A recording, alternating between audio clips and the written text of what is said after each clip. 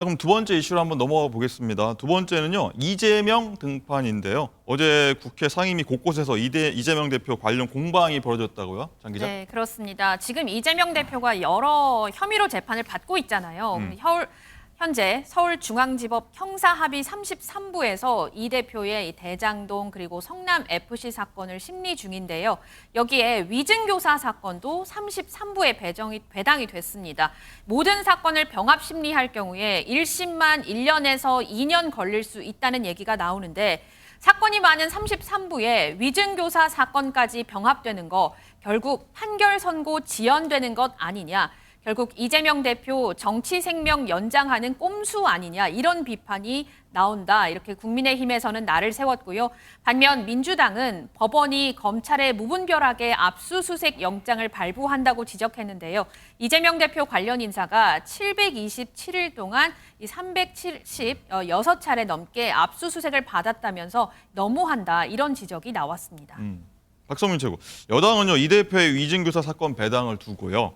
법원이 이 대표 봐주게 하는 것 아니냐는 주장을 내놓고 있어요. 어떻게 보세요? 네, 저는 이제 국민의힘이 법원을 공격하는 이 불치평은 빨리 좀 고쳐야 되지 않나 이런 생각이 드는데요. 어떤 여권 인사에게 불리한 판결이 나올 때마다 또는 이재명 대표와 관련해서 본인들이 예상했던 시나리오가 아닌 다른 시나리오가 나올 때마다 법원을 계속해서 공격하는 행태를 보여주고 있다. 그것이 반복되고 있다. 전 그런 점에서 삼권 분립을 심각하게 침해하고 있는 거는 국민의힘이다. 이런 생각이 참 많이 듭니다. 그런 점에서 이것이 마치 법원이 사건을 배당한 것을 두고 이재명 대표 봐주기다라고 주장하는 것은 그저 정쟁을 위한 정쟁만을 벌이고 있는 것이다 이렇게 생각을 하고요.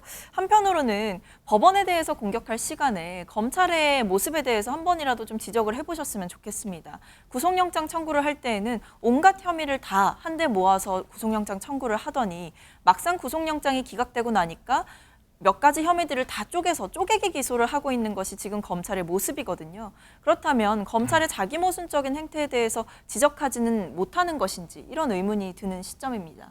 불치병 아니냐 이런 얘기도 해주셨고요. 이동석 행정관은 민주당이요, 검찰의 무리한 기소 그리고 과도한 압수수색이 재판의 지연 원인이 된 거 아니냐 뭐 이런 얘기 맞서고 있는데 이건 또 어떻게 보셨어요? 지금 300건이 넘는 수사를 계속하고 있다. 압수수색을 하고 있다. 지금 과거 사례를 보면요. 박근혜 전 대통령 같은 같은 경우 삼성 그리고 여러 가지 기업에 대해서 수백여 차례 압수수색을 진행했습니다. 그때는 가만히 있다가 지금 와서 압수수색을 그렇게 많이 하냐 이런 논쟁은 적절치 않다고 보고요. 지금 검찰에서 만약에 수사가 제대로 되지 않았다 이렇게 된다면 또 허위 수사라고 또 이렇게 정쟁으로 몰아갈 것이 분명해 보이는데요.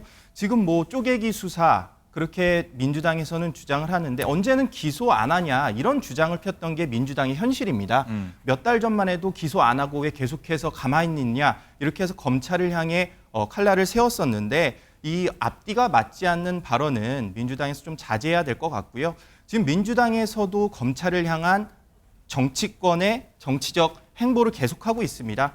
수원지검에 가서는 연좌 농성을 하지 않나 그런 거를 계속하고 있지 않습니까? 그런 거 봐도 검찰을 향한 정치권의 해석, 정치권의 말씀은 좀 자제해야 되지 않나 그렇게 생각을 해봤습니다.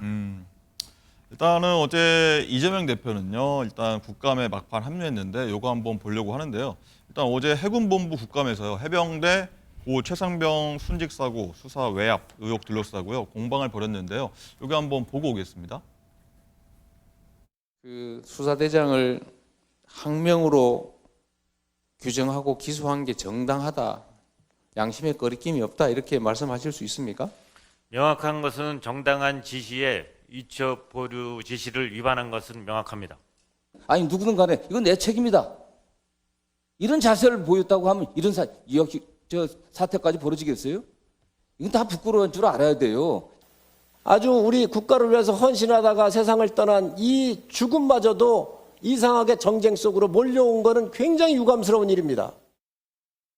네, 여야가 굉장히 공방을 벌였는데 그리고 이제 홍범도 독립지사 평가 그리고 정치적 논쟁 관련해서 이재명 대표는요 매우 부당한 논의라면서 이 문제에 대해서 군이 정치적 논쟁에 연루되는 건 바람직하지 않다고 지적했는데 이동석 행정관 어떻게 보셨어요?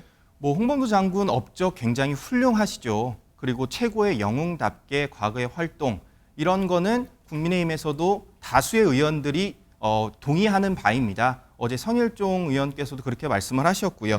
근데 이 과정을 놓고 봐야 될 것 같아요. 2018년 1월 당시에 홍범도 장군 흉상이 이제 설치가 될 때 약 한 달 만에 이 설치가 완료가 됐어요. 그 과정에서 어느 정도의 국민적인 동의 없이 바로 한 달 만에 굉장히 빠른 시간 내에 설치가 됐단 말이죠.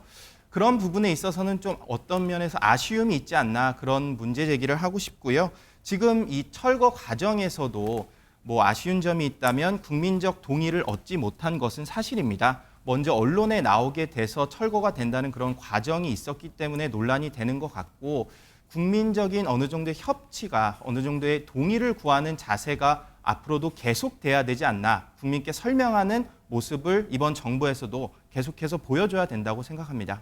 알겠습니다. 이거는 이쯤 여기서 마무리하고요.